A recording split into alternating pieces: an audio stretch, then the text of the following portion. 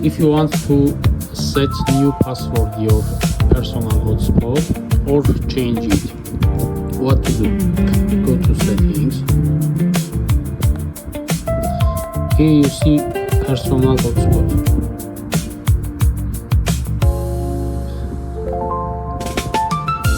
You will go to Wi-Fi password,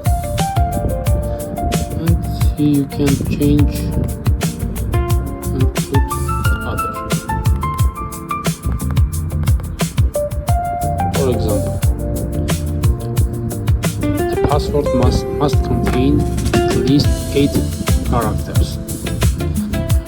Changing the password will disconnect any currently connected users.